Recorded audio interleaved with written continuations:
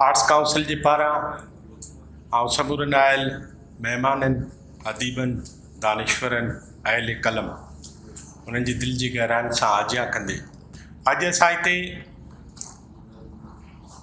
सिंध जे नामवर लेखक ऐं सिंध जे सभ खां रिमोटेस्ट एरिया जेको तारीख़ में त शाहूकार आहे पर मालियाती ऐं मुआशी तौर गुरबत जे घाणे में पीड़िजे थो।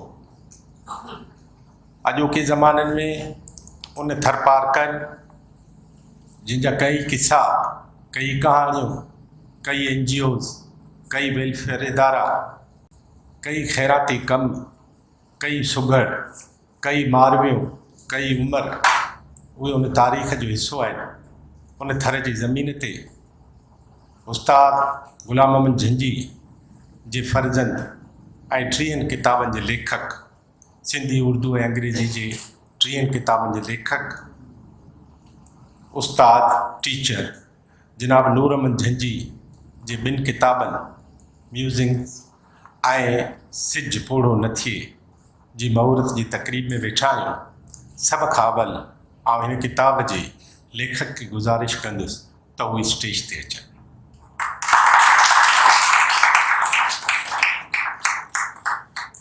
आउं गुज़ारिश कयां थो सिंध जे सभ खां झूने रवादार ऐं असांजे कामरेड, असांजे वॾे, असांजे एल्डर जनाब कामरेड रोचीराम साहब खे त उहे स्टेज ते अचनि।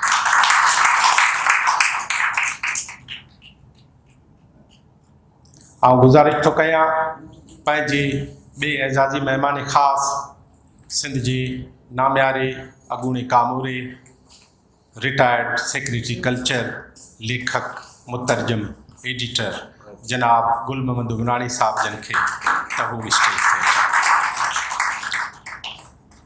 आउं गुज़ारिश थो कयां साहिब कलम, साहिब कलाम, असांजे ब्रॉडकास्टर, असांजे लेखक, मुसनिफ़ ऐं सेनेटर जावेद जबार साहब जन खे त हू स्टेज ते आउं गुज़ारिश थो कयां हिकु ॿिए नौजवान, हिकु ॿिए लेखक, माहिर माहौलियात जनाब नासिर पंवर साहब खे त उहो स्टेज ते अचनि।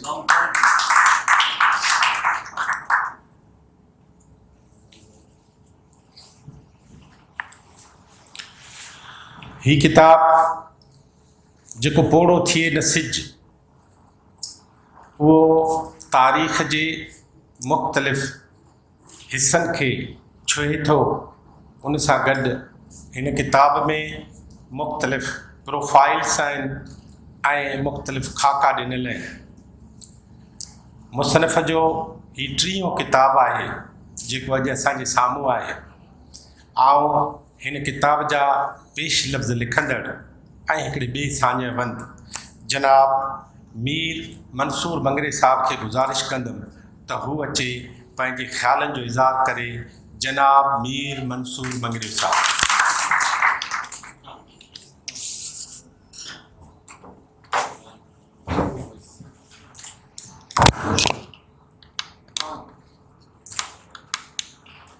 महिरबानी डॉक्टर अयूब शेख साहब, स्टेज ते वेठल मुंहिंजा मोहसिन, मुंहिंजो हमरो साईं नूर अहमद झंझी साहब, असांजा मोहसिन दोस्त अॻूणो सेक्रेटरी साईं गुल मोहम्मद उमराणी साहब, कामरेड रोचीराम ऐं इन्वायरमेंटलिस्ट नासिर पंवर साहब,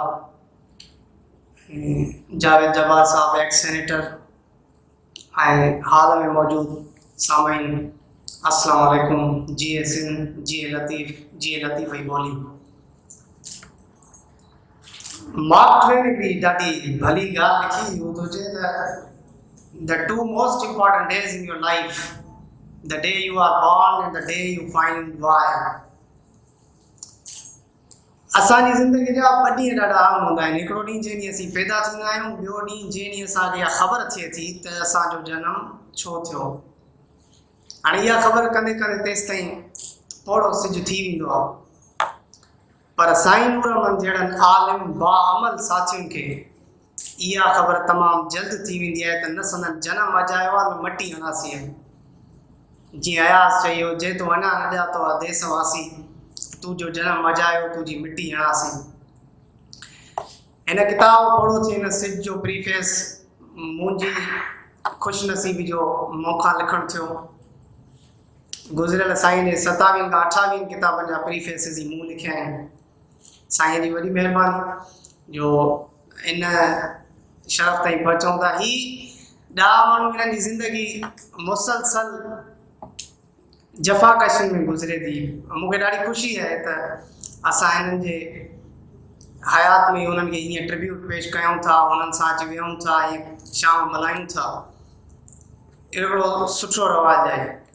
जॾहिं सुकरात हेमलॉक थो पीए त एपिक्यूरियस खां बैग थिया इहो निकिरी थो वञे त अ मैन हू डाइड ओनली फॉर हिज ओन विर्च्यूज़। ऐं रूमीअ केॾो ख़ूब लिखियो, हर के हू बेदार तर और दर्द तर, हर के हू आगाह तर रुख ज़र्द तर। ऐं असांजे लतीफ़ चयो, अला ॾाही मथियां ॾाहियूं ॾुख ॾिसनि। त ही ॾुख हिननि जे क़िस्मत में आहिनि, हिननि पाण चूज़ करे खया आहिनि। हिननि खे क़दम क़दम ते इहे जफ़ाकशियुनि खे बि फेस करिणो थो पए। पर ईअं को पंहिंजे हर जनम ॾींहं ते 2 किताब आणे आलम इंसानियत खे इहो पैगाम ॾिए थो त ख़ल्क़े ख़ुदा खे रोशनी ॾियण बि तमामु वॾी हिकिड़ी ऐसन क़दम आहे, ख़िदमत आहे।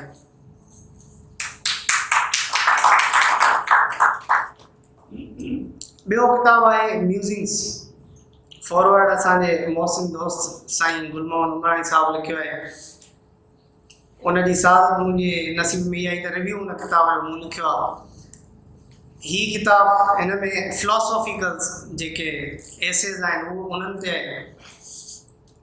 हिन में हिकिड़ो एसे आहे जॉन कीट्स जी, हुन ते ब्यूटी लाइज for ever, beauty prevails for ever. हुनजी लाइन आहे त a thing of beauty is Joy for ever, it's loveliness increases, it will never pass into nothingness. John Keats नंढो शाइर आहे जेको रोमेंटिक इरा में आयो। उनजी जेका फेमस मोस्ट कोटिंग लाइन आहे जेका उहो चवंदो आहे त beauty is truth, truth beauty that is all. चवण जो मक़सदु ईअं त सच खे ई ख़ूबसूरती आहे ऐं सच ई परमानेंट रहंदो। छा त ख़ूबसूरत ॻाल्हि हिकिड़े उर्दू शाइर कई त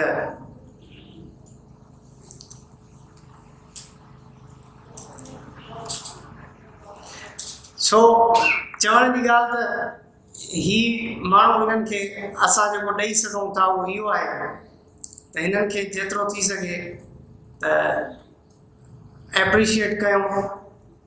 एप्रिशिएट नथा करे सघूं त कम अज़ कम जफ़ाकशियुनि जा जेके तीर आहिनि उहे असां हिननि ते न हणूं। पढ़ो थिए हिन सिज किताब।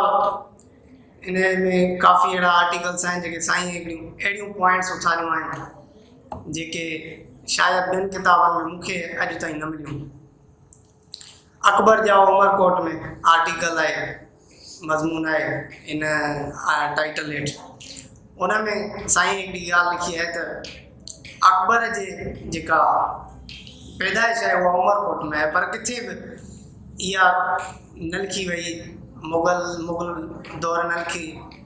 छो न लिखी? उनजो साईं इहो तज़किरो कयो आहे त उनजो सबबु इहो त उहा वाइफ उन्हनि जी जेका आहे उहा हिकु प्लेस खां ॿिए प्लेस ते माइग्रेट करे अचे थी ऐं ईअं को रस्ते में को जनम ॾे इहा मुग़ल बादशाहनि जे लाइ हिकिड़ी तोहीन आहे त उनखे वरी उहे डॉक्यूमेंट कनि। त अहिड़े क़िस्म जूं काफ़ी शयूं आहिनि। तव्हां पढ़ो, प्रीफेस पढ़ो। हुन में मां सभिनीनि ते नोट लिखिया आहिनि। हाणे वधीक टाइम नथा वठी सघूं। तव्हां सभिनी दोस्तनि अॻ में घणो इंतज़ारु कयो आहे। काफ़ी दोस्तनि खे वञिणो बि आहे। उन करे सभ खां वधीक सुठी ॻाल्हि इहा आहे चवण जी त पढ़ो ऐं हिन रोशनी फैलाईंदड़ माण्हुनि खे सुभाणे ईअं न चवणो पए इक़बाल अज़ीमी नाबीन पैदा थियो हुयो जो वेंदे वेंदे हे भी इहो चवनि त मुझे मलाल नहीं अपनी बेनिगाही का, जो दीदा वारे उनको भी नज़र नहीं आता।